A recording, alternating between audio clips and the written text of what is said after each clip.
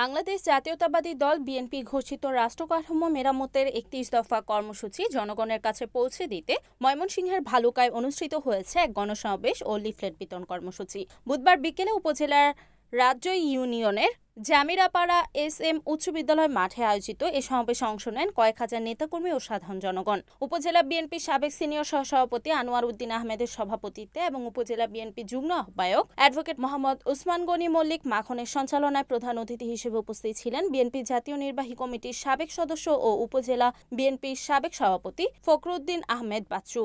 অনুষ্ঠানে বিশেষ অতিথি হিসেবে উপস্থিত ছিলেন উপজেলা বিএনপি সিনিয়র যুগ্ম আহ্বায়ক রুহুল আমিন মাসুদ, যুগ্ম আহ্বায়ক গুলজার হোসেন, সাখাওয়াত হোসেন পাঠান, খালেক পাঠান, আহ্বায়ক সদস্য বাহারুল ইসলাম ঢালি, আমিনুল ইসলাম খান বাসন, আব্দুল কাইয়ুম সরকার রিপন, আব্দুল রহিম, আবু সাইদ তালুকদার, সুহেল তালুকদার প্রমুখ। এছাড়াও উপজেলা যুবদলের সাংগঠনিক সম্পাদক তাজমুল হক মণ্ডল, ময়মনসিংহ দক্ষিণ জেলা যুবদলের যুগ্ম সাধারণ সম্পাদক মতিউর রহমান মিল্টন সহ দপ্তর সম্পাদক মাসুদ রানা, সহকর্মসংস্থান বিষয়ক সম্পাদক মাঝহারুল ইসলাম বুলবুল, উপজেলা মহিলা দলের সভাপতি শামীমা রশিদ, উপজেলা কৃষক দলের আহ্বায়ক তরিকুল ইসলাম তারু, সদস্য সচিব শেখ মেজবাউদ্দিন মাসুদ এবং উপজেলা ছাত্র দলের সদস্য সচিব ইঞ্জিনিয়ার রিয়াদ পাঠান সহ বিভিন্ন অঙ্গ ও সহযোগী সংগঠনের নেতারা উপস্থিত ছিলেন। ধন্যবাদ জানাই জনাব তারেক রহমানকে ৩১ দফার ভিত্তিতে বাংলাদেশ পরিচালনা করার জন্য রাষ্ট্র কাঠামোকে পরিবর্তন করে গ্রাম পর্যায়ে রাষ্ট্র কাঠামোকে একটি পরিবর্তনশীল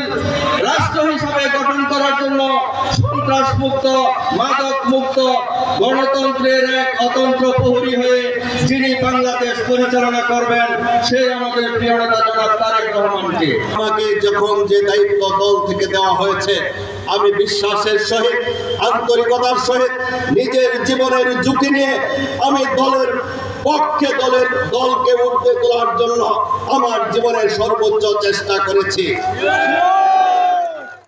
রিপোর্ট ইমন সরকার, NEN টিভি, ভালুকা, ময়মনসিংহ।